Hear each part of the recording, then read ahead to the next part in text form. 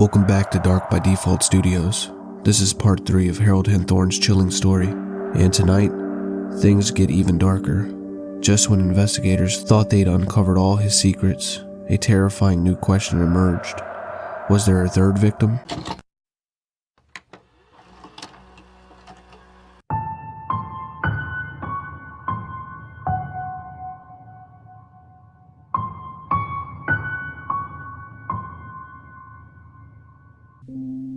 Buckle up, because the truth lurking in Harold's past is more sinister than anyone ever imagined. Within weeks of Tony Henthorne's death, an anonymous letter arrived at the ranger station, but it wasn't about Tony, it was about Lynn. Park Ranger Beth Schott would quietly open an investigation. By then, it's been 18 long months since Tony's tragic fall, and nearly 19 years since Lynn Henthorne's mysterious death. As the investigation gained momentum, Harold Henthorne made his move early. He lawyered up almost immediately. Investigators knew they would never get a clean interview. Harold would never speak without an attorney present. That meant one thing. They would have to build their entire case on circumstantial evidence, no witnesses, no confession. Only Harold remained, the sole survivor of 2 tragedies. And so, they began the monumental task, starting at the beginning. The first step was simple but daunting. Build a timeline of Harold's life. Every coming and going, every unexplained trip. Investigators had to answer the impossible questions. Did Harold have a second life? It was a massive undertaking. Ranger Beth Schott pulled Harold's phone records, and immediately a single name surfaced: Grace Rischel. She was Harold's sister-in-law, married to Lynn Henthorne's brother. At first glance, nothing seemed unusual. Harold had always been a doting uncle to Grace's children. Nothing sinister stood out, but investigators couldn't ignore the possibility. Had Grace been just more than family? Was it an illicit relationship, part cause for Tony's death? The deeper they dug, the stranger things began to seem. Investigators paid a visit to Grace's home. Their questions were direct. Was she romantically involved with Harold? Grace didn't hesitate. She empathetically denied any romantic connection to Harold Henthorne. Instead, Grace opened up about a darker chapter of her life. In 2007, Grace and her husband, Kevin Rischel, had separated. She described that time as devastating, her marriage crumbling, her finances in ruin, bankruptcy, foreclosure loomed. Her world was falling apart. But even in the midst of the chaos, Kevin Rischel recalled something chilling. Harold wasn't just offering help. He was inserting himself between Kevin and his children, quietly trying to turn their loyalty away from their father and towards him. After the split, Harold's intentions became clear, and even more disturbing, he told Grace that his line of work involved helping single women get back on their feet, claiming that both Lynn and later Tony had been part of his support mission, but it was all a lie. While whispering reassurances into Grace's ear, Harold urged her to take a massive step, to purchase a $400,000 life insurance policy, just in case something ever happened to her. He framed it as protection for her daughters. By 2010, Grace found an opportunity, a fresh start with a new job in Texas. But Harold's mask slipped again. When Grace told him she was leaving, Harold erupted. He demanded she move to Colorado instead. His old pattern of control and obsession came flooding back. Multiple calls, voicemails, and pressure. Feeling suffocated, Grace made a decision that may have saved her life. She called the insurance broker and canceled her policy. Lead investigator Beth Schott delivered a devastating revelation to Grace. A truth she never saw coming. Harold never canceled her life insurance policy. In fact, it was worse than Grace could imagine. The policy named Harold Henthorne as sole beneficiary.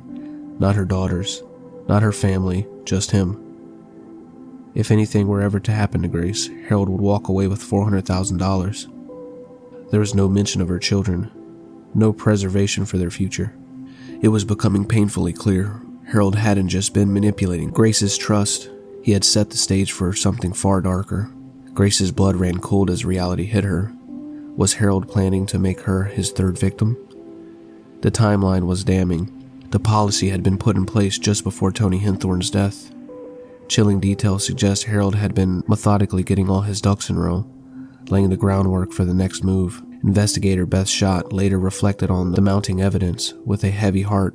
The deeper they dug into Harold's life, the clearer it became. They weren't dealing with a grieving husband or a concerned uncle. They were staring into the mind of a man driven by pure, calculated evil. As investigators pushed deeper, a chilling pattern emerged.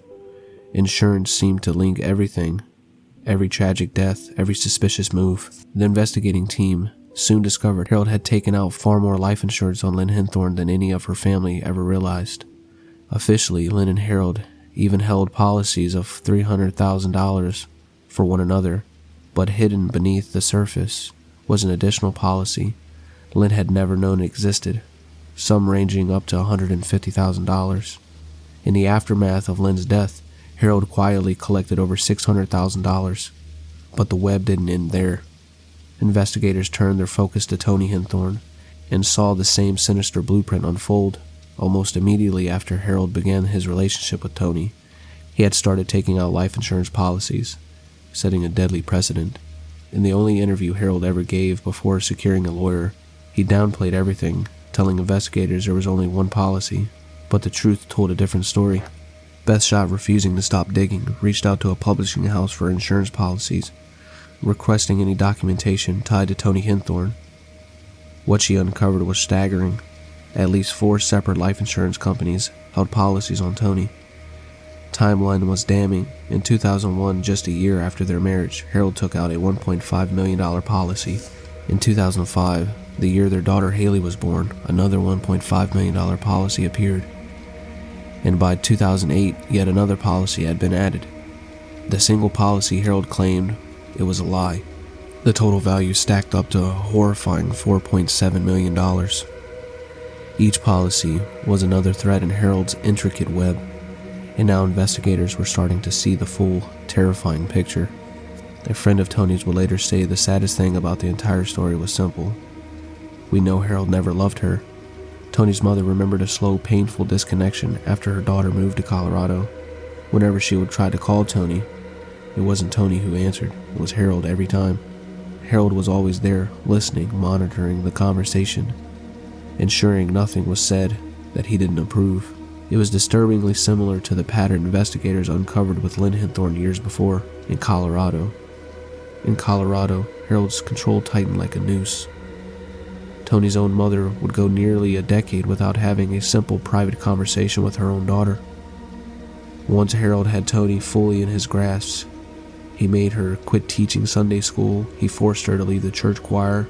His reasoning? That it was taking away from their relationship. But it was clear Harold wanted to isolate her completely. It was like watching a boa constrictor slowly squeeze the life out of his prey. The parallels between Lynn and Tony were impossible to ignore. 2 Christian women, both kind-hearted and deeply committed to their marriage, both falling into Harold's web of dominance, both ultimately paying the price for their trust. Family members would later recount how stone-faced Tony had become. No smile, no spark, no life in her eyes after the move to Colorado. Tony's mother, Yvonne, would sit down with lead investigator Beth Schott, holding on to a secret she had carried with her, something Tony had confided in her. During Memorial Weekend of 2011, Tony and Harold owned a remote cabin buried deep in the woods. One night, long after their daughter Haley had fallen asleep, Harold got the sudden urge to clean up. He asked Tony to go downstairs and straighten up some broken glass from a shattered light fixture. As Tony bent over to pick up the shards, she was struck by a blinding, sharp pain in her neck and collapsed immediately to the ground. Later's EMT will record Tony's version of the story. She was cleaning up when Harold accidentally threw a piece of wood over the banister, hitting her directly in the neck. On the surface, it looked like a freak accident, but now the investigators believed it was no accident. This was the first attempt on Tony's life. The injuries were severe.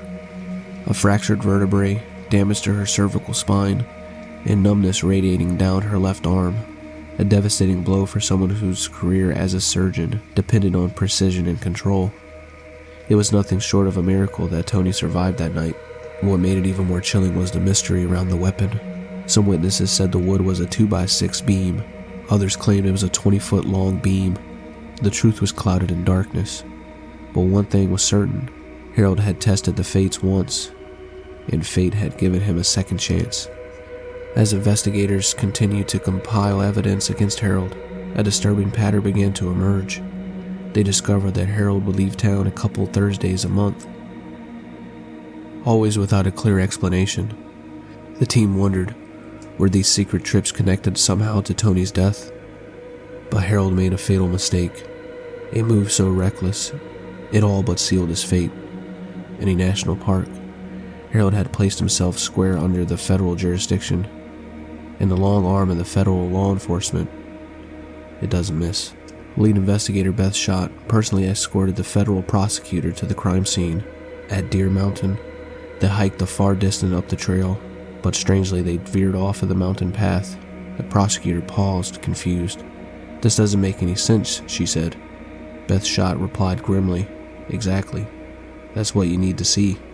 But the real shock would come when they would reach the picnic site, a deep, dangerous embankment leading down to the ledge where Tony had fallen, or more accurately, had been pushed. It was impossible to ignore the truth staring back at them. This wasn't a simple tragic hiking accident. This was cold-blooded, premeditated murder. Determined to uncover more, the investigating team placed a tail on Harold, monitoring his every move after Tony's death. But that was only the beginning. Armed with a search warrant, they entered Tony and Harold's home, looking for his phone, his computer, and documents locked away in his office. It's April 2013, 6 months after Tony's tragic death, and investigators are finally raiding the home of Harold, once shared with Tony. To call the scene overwhelming would be an understatement. Harold, it turns out, was a hoarder, not just of junk, but of paperwork. For over 20 years he had kept every scrap of paper, every receipt, every record, and now all of it was evidence. One box in particular stood out. Inside, decades worth of tax returns. What those records reveal were staggering. Harold had been unemployed for most of his adult life. The only fully verifiable job Harold ever held after college was at Chevron in Colorado.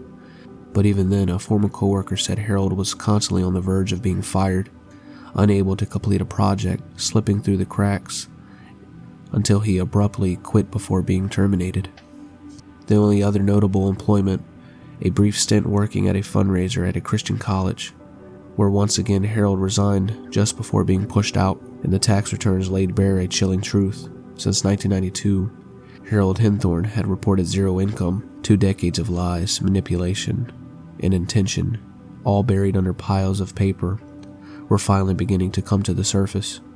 Lead investigator Beth Schott was working tirelessly alongside an FBI agent to build a case strong enough to finally convict Harold. Her FBI partner was reassigned, leaving Beth to start fresh with a new agent, Johnny Grousing. Johnny's first question hit hard.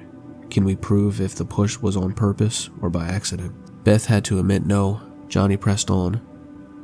Harold might be a liar, but could they convince a jury that he was a murderer? To answer that, Johnny needed to see the place for himself. They took him up Deer Mountain. Quietly and methodically, Johnny surveyed the crime scene, retracing the harrowing steps that ended Tony's life. On the long, intense drive back, he remained stoic, silent, giving no hints of what he thought. Beth and the prosecutor feared the worst, that Johnny didn't see it the way they did, until finally Johnny broke the silence. "That man killed his wife. He shoved her off that mountain," he would say. Relief and vindication washed over the team.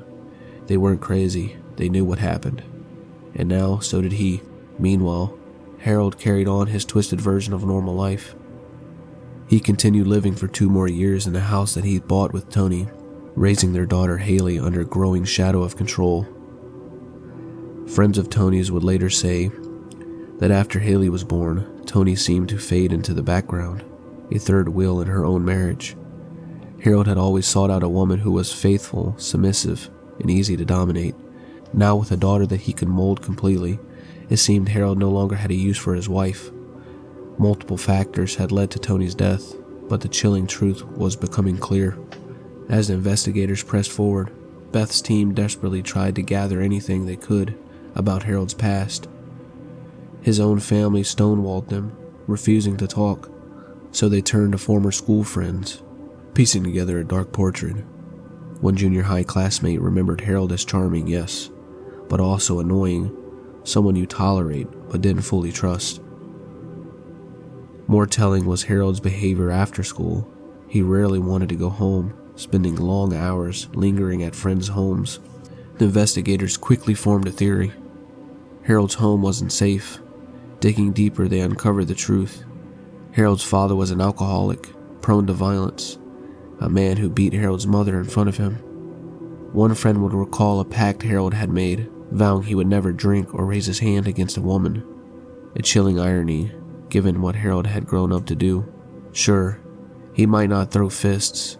Instead, he dropped a car onto a woman's back, dropped a log onto a woman's neck, and accidentally pushed a woman off a mountain. No bruises needed, just cold, calculated death. It appeared that Harold was at his core a textbook narcissist, a pathological liar who spun countless versions of Lynn's death, and that he did the same for Tony. He didn't care if anybody believed him. All that mattered to him was he was convincing the person in front of him at the moment. Harold was always on the hunt for the next victim, always searching for someone who was more vulnerable, someone easier to manipulate. Piece by piece, investigators could see the full, chilling picture. Harold displayed nearly every hallmark of a psychopath. He had learned to mimic emotions well enough to blend into the crowd, masking the darkness underneath, all to charm, deceive, and ultimately destroy whoever stood in his way. At the end of the day, we never truly know what someone is thinking. We only know what they choose to show us. It's up to us to stay alert and protect ourselves. If you ever have a sneaking suspicion about someone, trust your gut, because you never know who's going to drop a 2x6 on the back of your neck. If you found the story compelling, consider subscribing to the channel for more true crime cases just like this one. Your support helps me uncover the chilling stories that deserve to be told. Stay safe out there.